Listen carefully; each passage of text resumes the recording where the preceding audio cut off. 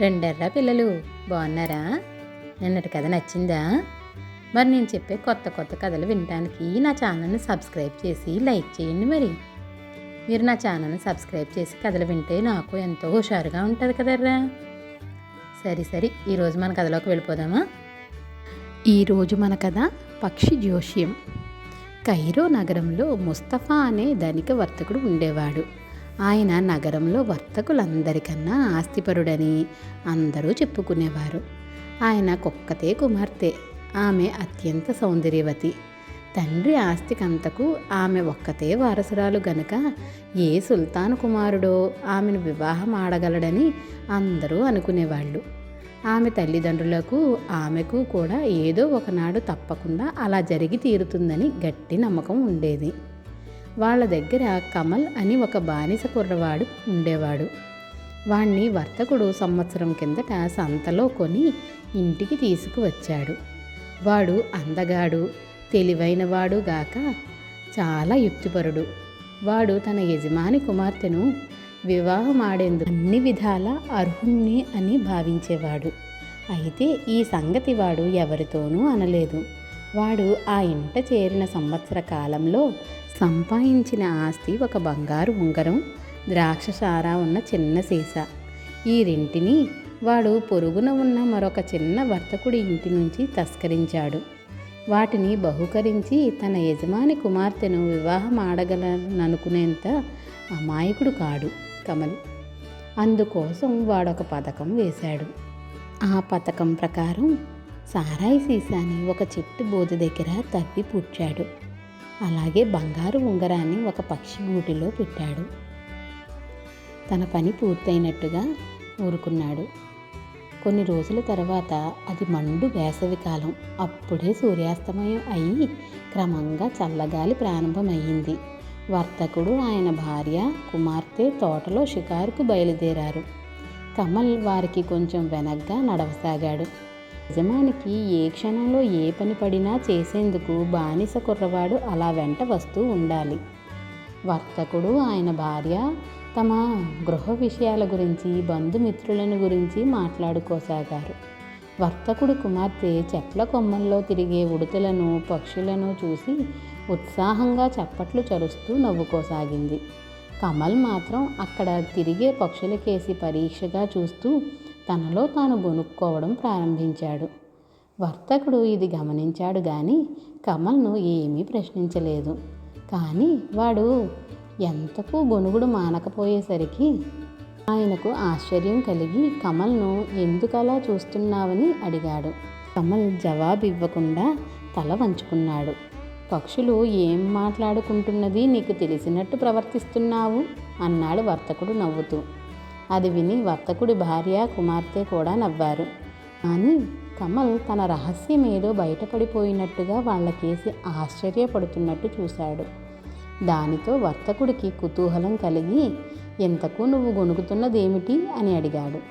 యజమాని, మీరన్నట్టు నాకు పక్షి భాష తెలుసు అన్నాడు కమల్. ఆ జవాబుకు నవ్వాలో లేక తన బానిసను గట్టిగా మందలించాలో వర్తకుడికి అర్థం కాలేదు. అంతలో వాళ్లకు సమీపాన ఉన్న ఒక చెట్టు కొమ్మ మీద నుంచి ఒక కాకి పెద్దగా అరవడం వినిపించింది. ఆ కాకి చెప్పేదేమిటి అని వర్తకుడు కమల్ను అడిగాడు. ద్రాక్షసారా ఉన్న ఒక చిన్న సీసా ఈ చెట్టు మొదట్లో పాతిపెట్టి ఉన్నదని కాకి చెబుతున్నది అన్నాడు కమల్ చెట్టు బోధికేసి చేయి చూపుతూ. నిజమా అంటూ వర్తకుడు తోట పని వాళ్ళు వదిలిపోయిన గడ్డపార ఒకటి తీసుకొని చెట్టు మొదట్లో తవ్వసాగాడు. అక్కడ సీసా ఉంటుందన్న నమ్మకం ఆయనకి మాత్రం లేదు. తన బానిస బడాయిలు పలకకుండా గట్టిగా బుద్ధి చెప్పాలనుకున్నాడు. అయితే నిజంగానే అక్కడ భూమిలో వర్తకుడికి ద్రాక్షసారాయి సీసా దొరికింది. ఆయన నిశ్చేష్టుడైపోయాడు. అతడి భార్య, కూతురు కమల్ కేసి భయాశ్చర్యాలతో చూడసాగారు. అంతలో ఒక చిన్న పక్షి వాళ్ల తలల మీదుగా ఎగిరిపోతూ కిలకిలామంటూ అరిచింది. కమల్ దానికేసి చూస్తూ తలాడించాడు. ఈ పక్షి కూడా ఏదైనా రహస్యం చెబుతున్నదా అని కమల్ను వర్తకుడి భార్య అడిగింది. ఆ కనబడే చెట్టు మీద ఉన్న పక్షి గూట్లో ఒక ఉంగరం ఉన్నదట. అది ఆ పక్షి పలికిన పలుకులు అన్నాడు కమల్. వర్తకుడు ఆ మాటలు వింటూనే ఆదుర్దా కొద్దీ ఏ నౌకర్నో పిలవడం పోయి తనే స్వయంగా చెట్టెక్కాడు. అక్కడ నిజంగానే పక్షిగూట్లో ఉంగరం దొరికింది. వర్తకుడు చెట్టు దిగి వచ్చి కమల్ను కావలించుకుని, ఆహా, నీ అంత తెలివిగల వాళ్ళు ఈ భూప్రపంచంలో మరొకడుంటాడనుకోను అన్నాడు. మీరన్నది నిజం అన్నది వర్తకుడి భార్య. ఆ సమయంలో దాపులనున్న పొదల్లోంచి పక్షులు కలకలరావం చేసినాయి. వెంటనే కమల్ కోపంగా, ఇక చాలు, నోళ్లు ముయ్యండి అంటూ అరిచాడు. అవి అనేదేమిటి అని వర్తకుడు అడిగాడు. ఆ సంగతి మాత్రం చెప్పమని అడక్కండి అన్నాడు కమల్ సిగ్గుపడిపోతున్నట్టు ముఖం పెట్టి. అదేం కుదరదు, నువ్వు చెప్పి తీరాలి అన్నాడు వర్తకుడు పట్టుదలగా.